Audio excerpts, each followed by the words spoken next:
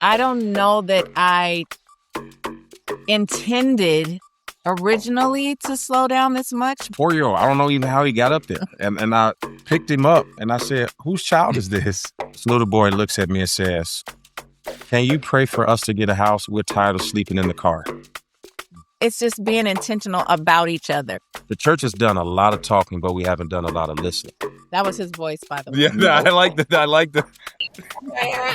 was that and Welcome to If You Can Hear Me, a space where culture meets the soul. I'm Ben Higgins. You may know me from The Bachelor, and you may know some of my guests from Culture and Headlines, but this podcast is about going beyond the surface into something deeper. Today's guests are Shaunie Henderson and Keion Henderson, a couple whose story brings together culture, leadership, and faith. Shaunie is an entrepreneur and creator of the hit series Basketball Wives, and Keion serves as senior pastor of the Lighthouse Church and Ministries in Houston, where he leads a growing community focused on faith, service, and transformation. Together, they share openly about marriage, communication, and what it takes to build a life of purpose in the public eye. Keion and Shaunie, thanks for joining me. thanks Hey, for man, having thanks for having us. I hear, so as we prep for this chat today, I've heard nothing but incredible things about the two of you. I was actually told from somebody that knows you well that if I can somehow figure out a way that you two will have me cackling, laughing, that you're two extremely funny people, but I have to just walk into that. So we'll see if I can do that well. Okay. Well, it's definitely probably her because she's hilarious. Probably not me. It's not on purpose. Well, that's what the best people are. They're not funny on purpose. They're just funny because of who they are. I want to start this off. You're here today. You both are up to a lot. I was just joking with the two of you. Usually for an interview like this, I'll get 1.5 pages to 2 pages of notes. And one of our producers sent over 8 pages of notes on the two of you. So you're very active. But I want to start with you. Active or your printer is stuck. Double Did I actually did double check when I It's printed in it off. Huh? spacing, big font. That's all. It's interesting though, because it does lead me into what I want to start with. And Shaunie, I'll start with you. You are up to a lot, and the two of you have accomplished so much together and then as individuals. But one of the notes right off the bat that just captivated me, and the line in here says, reinvention is always possible, because right now people could find you baking on a Saturday, hosting a slow but really intentional gathering, or being at church together. So it feels like at this season of life, you are intentionally slowing down, or am I wrong? Oh yeah, no, that's absolutely correct. I don't know that I intended originally to slow down this much, but as I did it, just organically, I love the slow pace. I always say even moving from LA to Houston, it was the slow down that I didn't know I needed. So I got here and life just kind of slowed me down, and I was like, ooh, I like this. And I didn't have that. I had no reason to be in a rush. So that, it happened organically, and now I'm super intentional about keeping it here. It's interesting because I live in Denver. I've always lived in Denver, but LA was such a large piece of my life for so long, for 10 years plus. And I never moved there because I felt like it was always a race. I felt like I had to dress a little bit better. I had to tell people I was doing cooler things than I was actually doing all the time. And so I want to dig into that a little bit, because I have so many friends who have moved from, Los Angeles, and Los Angeles is a great place for so many reasons, but it also is a difficult place because so many people are up to so much. Have you had any kind of crisis in the midst of this as things have slowed down to where you feel like I'm not doing enough? Not necessarily crisis. There are times that, well, not anymore, but there were times where I was like, yeah, I'm not doing enough. Or I wasn't as intertwined in like my show. My show was being, filmed and produced and everything in LA. And me being so disconnected, I was absolutely kind of in I think those first couple of years I was in a bit of a panic of like, this is all gonna fall apart because I'm not in that hustle and bustle of things that I was and was used to. But I literally just kinda sat in it and it was, I mean, you can honestly say I had him in LA so much, like the first couple of years, I was like, "I gotta go and I gotta be there for like a month." And then we got, and then we'll come back and I gotta go back and I gotta be there for like, another 6 weeks.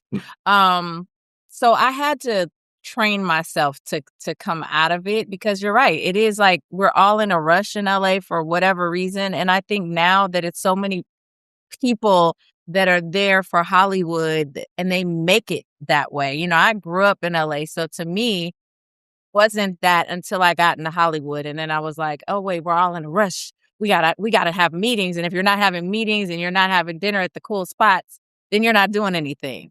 But that's so false. You know what I mean? So now I go and I see my family and just chill. And I literally intentionally don't go to the cool restaurants, don't hang out in the places, don't do the meetings. I do none of that. I just go and just enjoy my family and friends. The show that you're speaking of is Basketball Wives.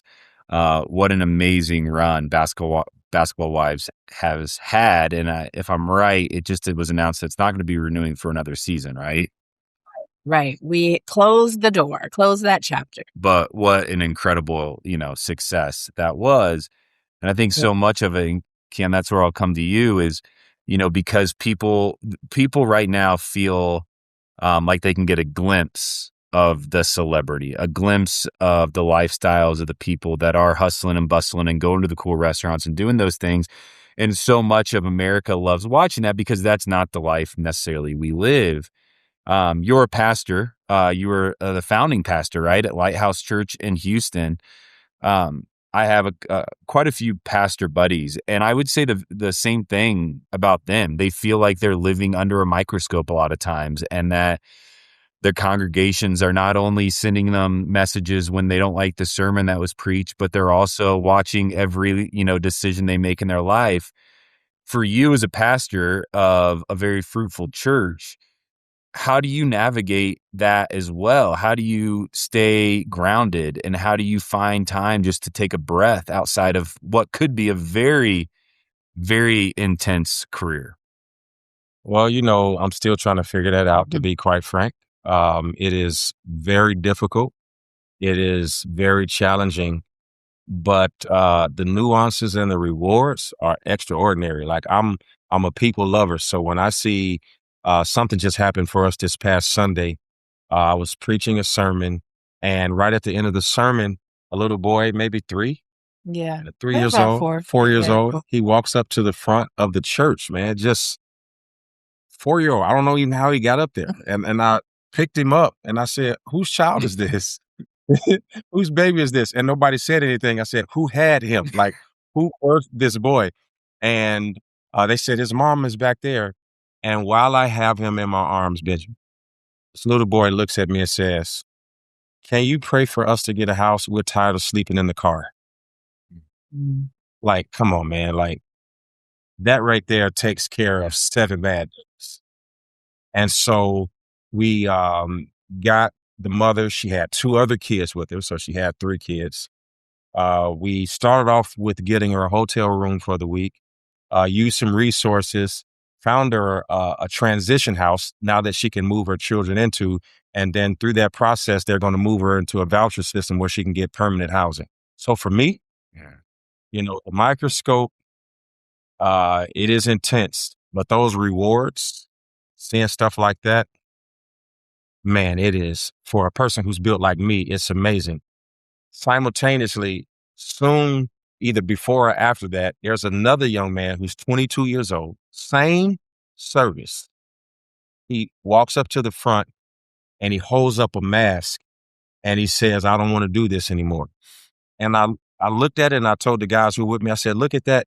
It was a ski mask. It's the mask that he used to rob people. I came up there and said, because of this sermon, he said, I've been watching you 3 weeks. He says, I don't want to do this anymore. And he threw it down on the stage. Like for me, yeah, all of that difficulty is made easier because of the outcomes, if you will, of stuff like that. I want to dig into this a little bit though. And I have a couple questions just based on what you're talking about, but I want to dig in a little bit to the health though of you. You know, these outcomes are God breathed and they're perfect in timing, but I guess I'll start with this and then I'll dig into maybe like how you guys stay healthy. And obviously, as the first lady of the church, Shaunie, I'd love for you to speak about this. You both have a heart for caring for people. That's obvious from the work that you've done. You're brilliant, right? You can go everywhere and create a television show. You can also care for people well in the spaces that they need it. Like that's just, you guys are unique people that are doing great things, but you have this heart for others, as you just mentioned. Why do you two choose to do it through a church setting? Like, why is the church and why is preaching about Jesus something that you chose to do instead of maybe starting an organization or building a nice big business and giving money away that way? Why does the church feel like the right place to do it? Yeah, because for me, the way I live my life, the church isn't a choice, it's a calling. And so I was born to do this. I was born for this specific purpose. I audibly remember when I was 14 in July of 1995 in Gary, Indiana. The address is 2323 West 11th Avenue. I remember the day I felt in my soul that this is what I was supposed to dedicate my life to. And so for me, it's a calling. And you talked about the health of it. Yeah, I think that people remain healthy based on the diet they feed themselves. I don't feed myself negativity. I don't feed myself the opinions of people who never met me. It's easy to misunderstand somebody from a distance. I eat from the tree of people who are close enough to know me. I get a sense of belonging and awareness of who I am based on the people who love me and who are honest about what they see in me. So I refuse to allow strangers to make me sick. I just won't do it. Now, if it happens, it won't be because I let it. It'll be because of something overtook me that I couldn't fight back. But I promise you, having a positive self awareness of who you are, that's a good position to be in, whether you're a pastor or a podcaster, whether you are an athlete or whether you drive a race car in NASCAR. You have to start with the foundation of knowing who you are, because if you don't know who you are, then you are whoever they call you.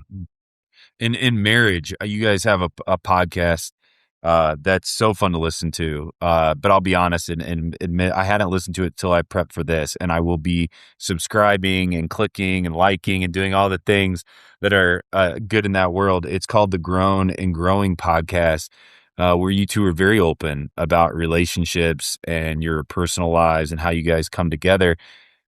You just mentioned that you don't listen to the outside voices, but yet I'm not newly married. I'm going on 5 years, but we just had our first baby. She's 1 year old. My wife and I are in a whole new season of new challenges. It's been wonderful for us, but there's new challenges. And I think we're trying to figure out in this season how to lean on each other more and what to lean on with each other, and maybe what, we need to ask some of our closest friends to help out with. So for you two, as you talked about not listening to outside voices and the negativity in a world where both of you are very well known, how do you two come together and support each other? Well, I think we're committed to communication. That's one thing. It's so funny. First of all, congratulations on the baby. Thank you. What's the baby's name? Thank you. Winona. Winona. Are you guys having more? Oh goodness. If my wife had her way, we'd have we need a bigger house. She's ready again. She just took her first steps this week. So that's so, those days are the best. They go so fast. So yeah, Dad's a little sad right now. I'm a little bummed out about it. I wanted her to stay in my arms, but. Right. Wait till she's like not wanting to hold your hand and do all the, it's stages, but, I think you have to be intentional again about carving out time. And that's something that I didn't know in my previous life, but now I do. You know what I mean? It's like we are intentional about carving out time for each other. And, even today, so we're in office today and we were in our staff meeting. And on the way to the office, Keion didn't say a word to me. Like, we don't ride in a car and just are silent. That's not normal. Like on Sunday mornings, I know he's focused, so we don't talk a lot, but it's something said. So this morning he wakes up and it's good morning. I'm already up because anyway, I'm getting ready. So he gets up, it's good morning. And I don't think we said another word to each other until probably an hour after we're in the office. So I'm thinking all types of things. I know that he's in the zone, but at the same time, I'm kind of like, sir, okay, you're in the zone, but is it that serious? Like, you could say something, but I don't bother him. We get to the office. He acknowledges that he hasn't talked to me all morning, but he does it in staff, right? He's like, I haven't talked to my wife all morning. And I'm on the inside, I'm like, exactly. That's what I want to do in front of the staff. But I know what it is. I didn't take it personal. I knew what it was. But I say all that to say he knows that because of that, he's going to dedicate his evening to me. I knew that he knew what you were going to say before you said it. If anybody's watching this, they're going to And I put it on your podcast. So listen, you and everybody else, it's mine. So, but he knows that, and I know that. So I don't have to say it. He acknowledged it, but it's just being intentional about each other and carving out those moments where we're not our best selves to each other, but compensating in a space where it's like, I know I wasn't my best self to you based on something that you had nothing to do with, but acknowledging that and owning that and being self-aware that I know this morning I probably should have got him breakfast, but I was in my head about something else that he doesn't even know is going on. So let me come back when he comes back home from whatever his day is. I have dinner made. I have, but being intentional about each other is my whole point, and just making sure that we carve out that time. We sit and we talk about hard things. Sometimes it's going to be hard conversations, but learning each other in a way. And I think that's something else. That you have to continue to learn somebody. You're never not learning them, because I always say if somebody had told me a long time ago that I was going to be reintroducing myself to myself over and over again for the rest of my life, then your partner has to know that they're going to have to introduce themselves to the new you.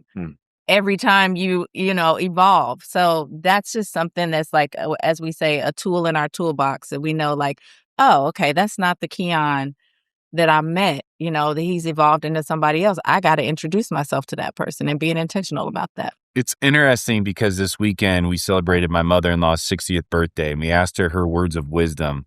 And her words of wisdom were about marriage and relationships. And she said the same thing you just said, which is, I'm not the same person that my father-in-law married at 25 years old. The values and the character, stays fairly consistent, but the priorities and the ambitions change, and sometimes even the values change. And it's committing to growing with that person and staying curious is such a key. And that stood out to me, and it stands out with the two of you.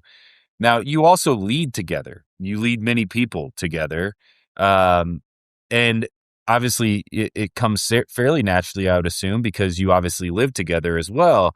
But how do you navigate like the business on the priorities when it comes to what, the church and your ministries require, and still stay, in love and still keep things romantic between the two of you?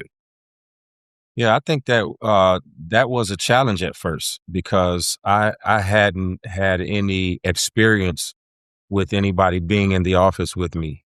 And so naturally, when my wife came in and, the staff met her and she began to get her positioning, at first it was easy because she came in saying, I don't want to do anything.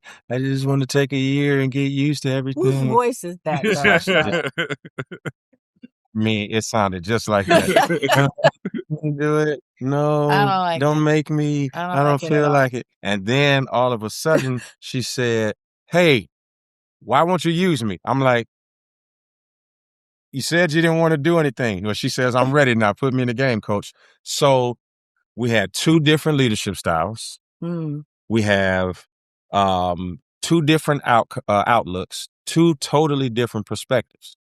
And at the end of the day, we decided that either we're going to create a new perspective that both of us align with or agree with, or we're not going to be able to work together, right? We're just not going to be able to do it. So most couples will get on here and be like, "Oh, it was so fine. We were so in love and we held hands through the process." No, it was like, in the beginning, it was like, "Yeah, I don't think we should do this together. I think you should do the show and I'm going to do this." But let me tell you something.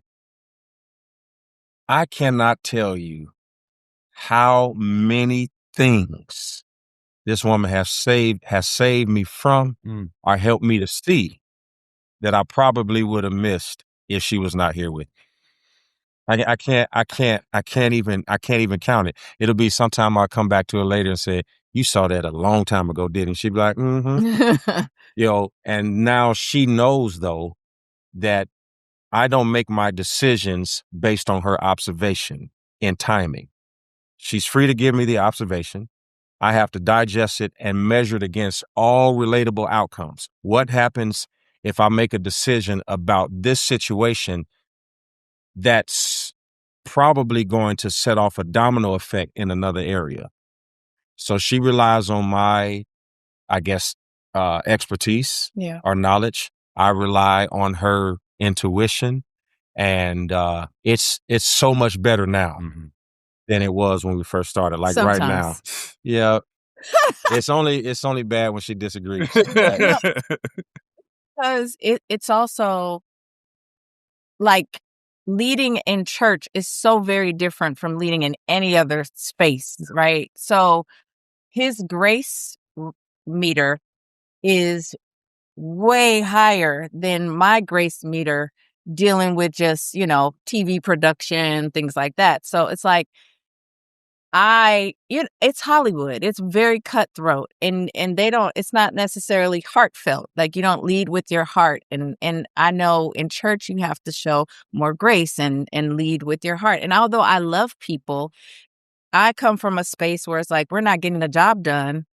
This team isn't it. Let me get a whole new team or let me get the pieces. You know what I mean? And with church, you got to show a little more grace because, again, like he said, it could be a domino effect if I, let Timmy go and Timmy's mom is one of the mothers that's been here for 20 years, and that could hurt a lot of feelings. So it's like, I have to rely on him in that space because this is what he does. He knows this space way more than I'm jumping in here. So I gotta get in not necessarily where I fit in. I have to learn the culture of leading people in a spiritual and, faith-based space. It brings up the question, Ken, you had mentioned that it was a calling for you in Gary, Indiana. By the way, another Hoosier here, Warsaw, Indiana. No way. Oh yeah. Wow. Looks like you might be having the Indiana Bears. Man. Yes. Um, And Mara well, so we've been Indiana praying Bears about it. sound. yeah. But for you as a calling, Shaunie, you stepped into this, right? You took that time. I'm curious. I'm gonna kind of say where my mind was going, and you respond with what was actually true. But you took time away. You weren't necessarily right away like I want to dive into this, and at some point you said, "No, I'm ready." Was it a calling for you, or was it more of an intentional decision? How did you feel like you were ready to step into church leadership? Um, it is a good question. I think it was a little bit of both. I felt like something was tugging at me to jump in, but I wasn't sure that my mindset was ready for it because of how I function. And I was like, I don't know if I'm ready and it wasn't spiritually, it was more, again, I think it was a mindset of just like, I don't think I think the way I need to think leadership wise to jump into this space yet. So I need to just sit in it, kind of digest it, kind of even watch him and kind of shadow him. I wanted to be around it more. And he'll tell you, like, when I first thought I was ready to jump in, I probably quit on him at least 3 times. Like, in the office and get in the car and be like, you know what? You and that office and everybody in it can stay there. I'm be at home. I'll be there on Sundays, but weekday stuff I can't do. But I had to just keep, and then he would get frustrated with me, like, yeah, you're in or you're out. You can't just keep doing this. So that was his voice, by the way. Yeah, I like that. I like the. That was so. It goes between that and one of the two. Anyway, so I put my big girl pants on, and I just was like, I have a genuine love for people.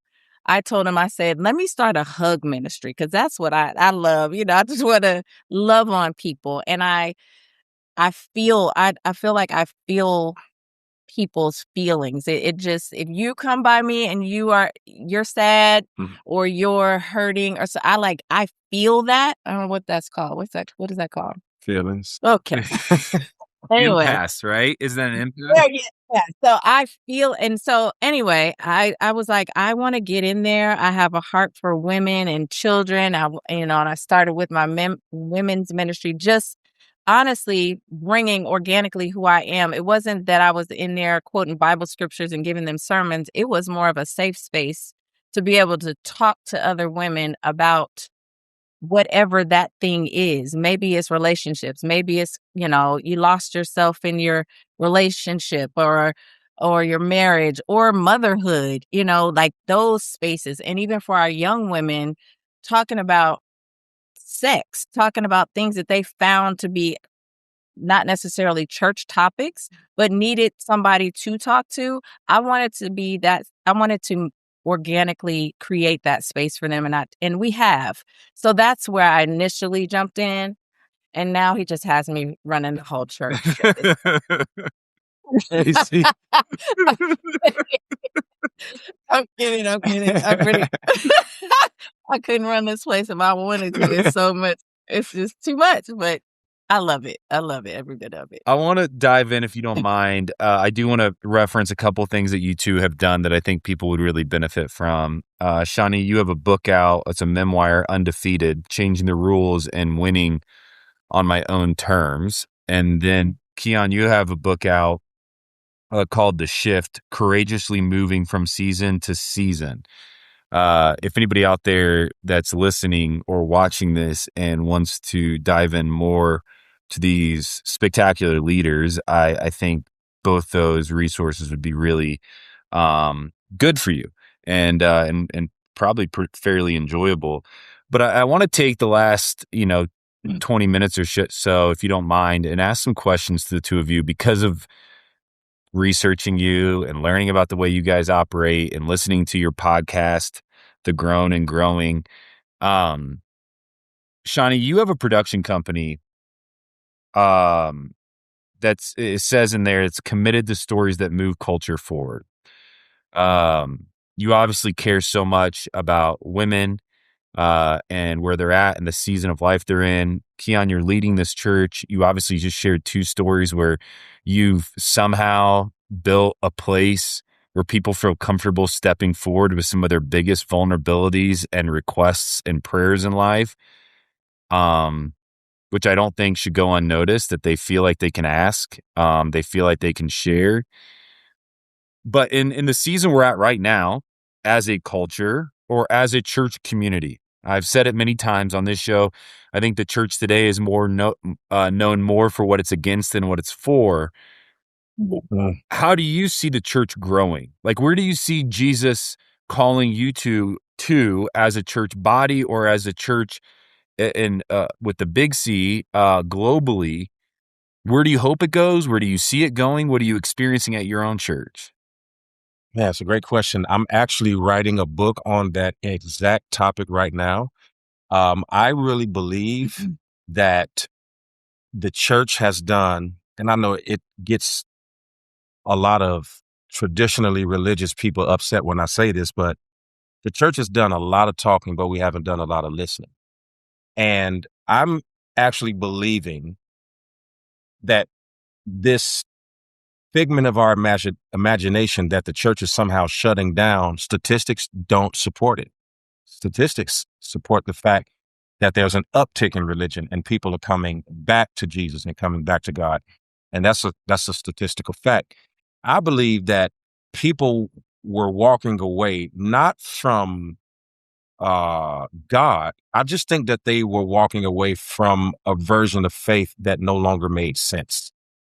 And that this place that says it was for everybody turned out not to really be for everybody.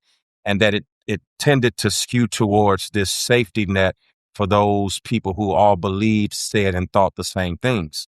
I think the big C is standing back up. Come unto me, all ye that labor and are heavy laden, and I will give you rest. I think that the multiculturalism of churches filled with those who are white and black and Latino, like this gumbo, if you will, this hodgepodge, this soup of people coming back together, where we're going to all be getting along and somehow making an impact on earth that looks like what heaven will look like. And so I believe that the church has to listen. I think that we have to realize that the people in our pews um, are affected by traumas and triggers that didn't exist 20 years ago. I think that we don't have to change the message. Jesus is still the center theme, but I think we have to change the way we offer that message. I think that we have to be lenient as to our assimilation processes. Somebody said to us, sometimes it's harder to get in the White House than it is to become active in the church. I thought, wow, isn't that something to say? So I think that we have to recalibrate, rethink, and reissue our mind into a place where this thing is really going to be open for all. It's got to be open for all, and it just can't be open to some. I think that that's where the church is going. And look at these young people. Listen, you can say whatever they want. They are radical. They are radical for God. Like they will worship 6 and 7 hours straight. I'm telling you what I know because we've seen it in our own context. So that's where we are. I think let me sum it up this way, a less complicated route to a king who is very simplistic, who has love for you no matter what your status, culture, creed, or color is. And I think we re-engineer the process, listen a little more, and help people walk the line and make them feel worthy no matter what stage of the process that they're in. It's why when I hear that, I do think, Shaunie, what you were saying, where it's like, you're just a hugger, like you want to have a hug ministry. That for me feels like a breath of fresh air for somebody that works within, the Christian realm on a daily basis. Somebody that says, no, I'm going to care for you where you're at, hear what's going on. I'm going to talk to you about sex. I'm going to talk to you about dating. I'm going to talk to you about finances. I'm just going to hear your story. I'm going to listen, more than anything else. I hear that and I'm thinking this is such a vital piece to what Keion's saying, to the strategy of let's simplify it, but also let's listen. Yeah, for sure. It's so many people that just need you to listen. It was a young lady, she came up to me Sunday, but it's been probably a couple months ago. Keion prayed for her and her friend, and they just were crying, and he was praying for them. And I went over and all I did was hug on them, right? Both of them. I just hugged them until they got it together, rubbed their back, told them it was going to be, I didn't know what it was about. And I told them both, I said, I don't have to know what's going on here. Uh, I'm here for hugs. I'm here for whatever you need. So, they said, thank you, moved on, haven't seen them in weeks. She walks up to me Sunday and she goes, I just wanted to come and get another one of your hugs. Wow. And I said, absolutely, right? So I hug her and she holds on and I hold on as long as she holds on. And then when she lets go, she goes, I just needed one of those. I told my mom, she goes, I'm here in Houston by myself, besides my friend that I came with and her mom. She said, but I don't have any family. And you were the closest hug that I've received that's closest to my mom's hug. And I called my mom when I left church last time and told her that First Lady has a hug like yours, and she hugged me today, and it reminded me of you, and it's all she goes, "I was ready to just give it all up." Like, I was so discouraged, and she was like, "Now that I know that you're here and I can get a hug almost just like I would get at home, it's worth me coming every Sunday." I was like, "Well, you come get that hug every Sunday, because what we're not gonna do is let you give it all up," you know? So, but that's just how important it is. I lean over to Keion all the time in church and just be like, "Oh my God, that person, she just needs a hug, or he just needs a hug." You know, like, you can tell, you can feel it sometimes. I know I'm that person where I'll tell them, I'll be like, "Oh my God, Mama Pam has such good hugs. I'm just gonna go hug Mama Pam, and I'll be back." You know? But it's like, it's so important. And just like you said, and like he says, listening. Sometimes they don't even need you to have a response or need you to give them an answer. Sometimes it's just like, let me tell you how crappy things are right now and how frustrated I am. I might need you to help me with this tomorrow, but right now I just need to tell you. I need to share it with somebody.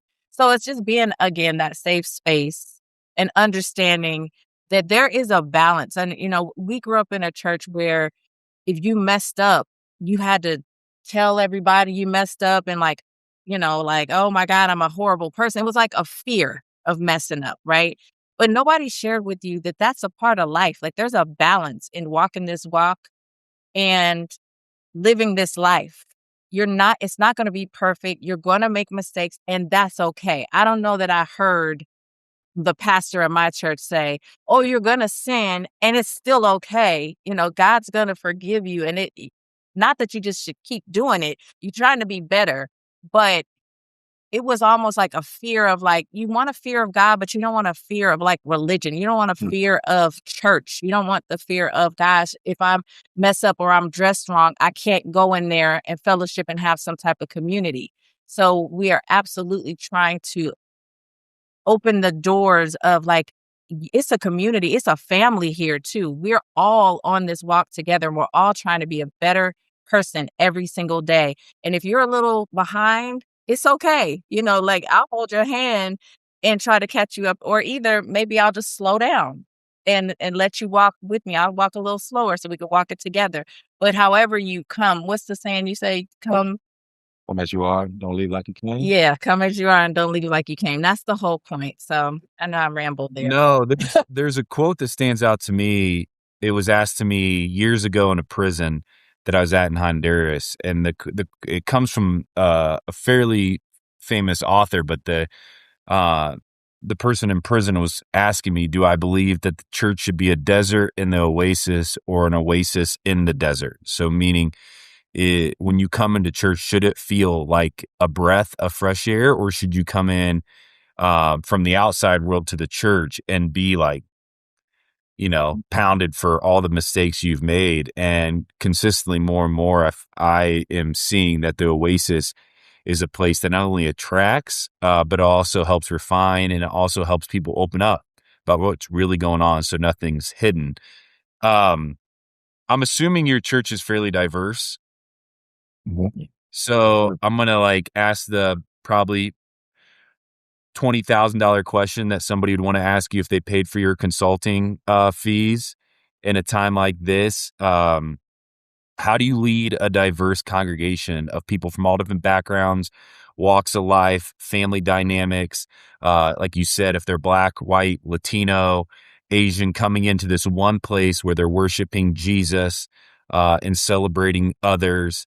How do you lead that well, and how do you allow everybody to shine, knowing everybody's different? Great question. So I think that the thing that we've done that has helped is, I think that everything that's in the congregation has to be represented in leadership. So I have people on staff who have the experiences of the people who are sitting in the chairs. So my director of church management is a white guy that plays the acoustic guitar. And then I've got a lady who works with the volunteers. She's a country girl. And you would think she's somewhere from Louisiana or Mississippi. She carries all the words out. Then we've got a huge consortium of seniors that go to our church. Like, this is the spunkiest group of seniors you've ever seen in your life. They call themselves the Oasis Ministry, and they go on trips They do. and take buses across this country. They move more than the singles ministry. I think every ministry in here needs to learn from them, but we've got somebody that age and stage on staff. So everything that we want to see in the congregation, we put it on the staff so that consortium of people have a voice at the table. And that way, when we're making decisions, it isn't monolithic. Decision isn't made from the perspective of a young African-American man from Gary, Indiana. It's also Caleb Hornikamp, and it's Jordan Verda, who's Latino. It's Ryan. It's and females. It's my wife. So everybody, Dea, who speaks fluent Spanish. We've got it all here, and everybody speaks up for what they represent, which allows us to present a menu where everybody can eat. And I'm assuming, yeah, go ahead. On Sundays, right? I think that it's something about Lighthouse, and I'm not saying that just because it's our church, but it's something about Lighthouse that when you come in this building, the glory it's just apparent, right? You come in and you just feel it. We had a white woman on Sunday come, Hope.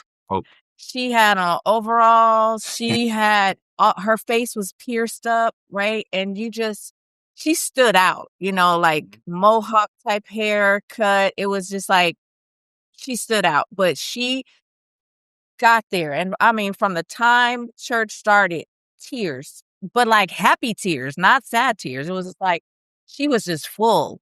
So after service, she gets to Keion, or maybe you got to her. I'm not sure. She came to. So she's still just smiling, but tears coming down her face. So I can see them, but I can't see what's going on. So he tells me to come over, and he tells her, and he said, "Say what you just said." And she was like, "I'm an atheist, and I don't know what I'm feeling in here, but I never want to not feel it again." And I don't know what this is. And she was like, "I'm just so full of," like her cheeks were all rosy. Red, I mean, and she was like, I don't live around here at all. And she had a story on how she ended up there that morning, but she was like, I live far, but I'm going to be online every Sunday from here because I just want to feel whatever I don't know what this is. I can't describe it, but it's, so it was just those type of things. It's something about it. It's genuine. It's real. It's not performative. It just happens. Sometimes he doesn't even get to a sermon because it's just God is in that room. You know what I mean? And it's apparent and you feel it. So everybody culture. I'll remember Hope the rest of my life. Yeah. I'm serious, because before service even started, I told my wife, I said, "Look at that lady. I don't think she knew anybody." She just was over there, and I'm like, look at her. And for me, it felt gratifying because I'm like, babe, look at the atmosphere we created where people just feel welcome to come in. Yeah. So I never thought I was going to see her because she was sitting on the other side of the building. This lady came out of her seat, that welcoming. She walked on the altar, the front, right in front of the stage. And she was like pointing at me, like telling people, I want to talk to him. So I turned around and I said, "Hey, Hope."